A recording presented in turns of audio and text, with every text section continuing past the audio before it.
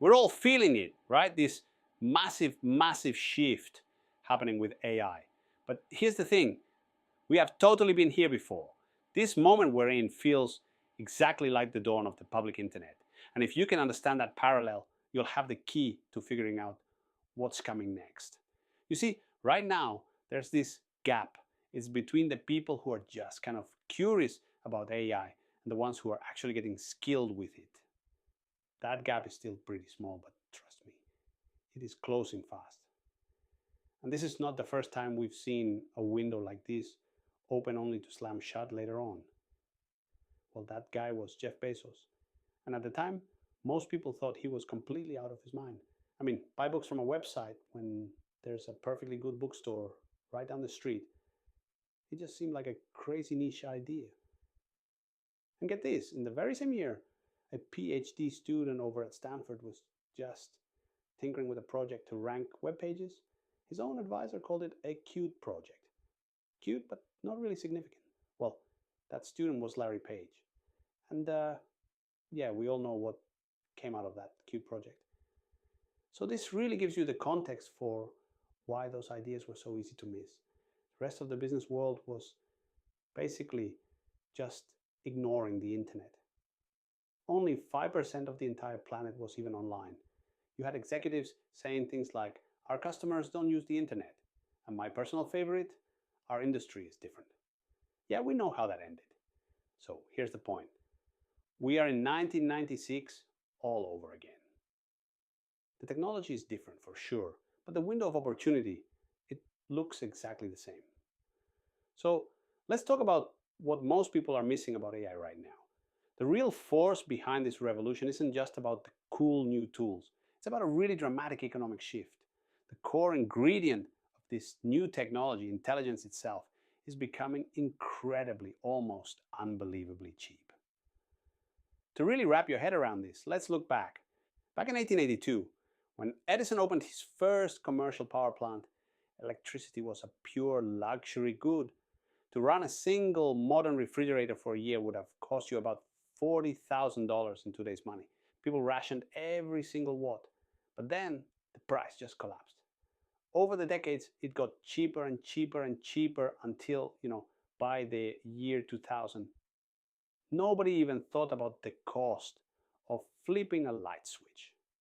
You just flipped it. The cost had become totally irrelevant. This is exactly what's happening with AI right now. Just 2 years ago, running an AI query cost about 100 times more than it does today. 100 times in less than 2 years. Look, the exact number isn't the point. It's the direction that matters. Soon, asking an AI a question is going to feel just like flipping a light switch. And here's the crucial takeaway. When the cost of a resource like this just disappears, the bottleneck shifts. It's no longer about who can afford the tool. It's about who has the skill and, frankly, the imagination to use it. The excuse that it costs too much, that's just vanishing. Okay?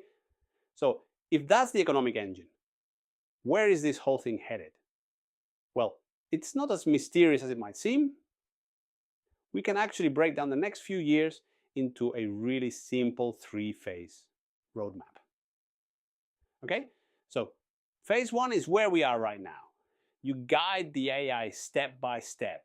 You write a prompt, you check the result, you fix it, you try again, you're in control. It's like giving someone turn-by-turn directions. Phase two is coming up fast. In this phase, you stop giving directions and you just give the AI a destination. You name the outcome you want, and the AI, what people are calling an agent, figures out the path all by itself. And then phase three, which is a bit farther out, that's when you just talk to your computer.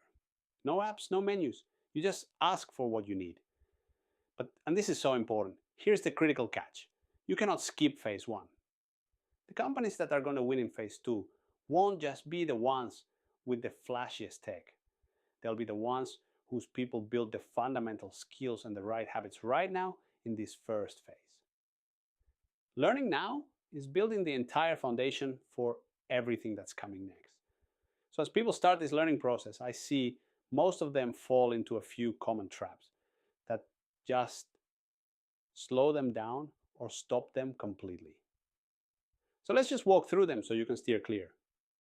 The first trap is chasing the news instead of building a skill. Look, a new tool drops every single week. It can feel really productive to read about it all, but honestly, it's just a way of procrastinating. Just pick one tool and learn it. Second, trusting AI 100%. Don't do it. It makes things up, and it does. It very confidently. Think of it like a brilliant but sometimes unreliable intern. You got to check its work. And the third trap, which is the most common one, is waiting for permission. Waiting for your company to give you the green light. It sounds like a reason, but it's an excuse. The people who became the internet experts in 1996 did not wait for a corporate mandate. They went home on their own time and they just learned. So this brings us to what is really at stake here. Conversation is often dominated by these sci-fi fears, but the actual immediate risk is so much more personal and practical. Here it is. The risk is not that AI is coming for your job. The risk is that a person, a colleague, a competitor who figures out how to leverage AI will come for your job. The tool itself is not the threat. The skill gap is. This isn't about magic or robots. It's about something much more real. It's the person in the cubicle next to you who learns how to use these tools to handle twice their workload in the same amount of time. Does that cost you your job? Maybe, maybe not, but it definitely costs you something.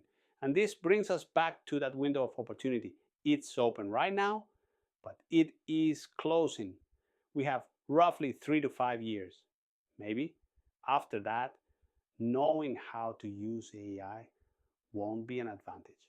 It'll just be a baseline expectation, just like knowing how to use a spreadsheet today.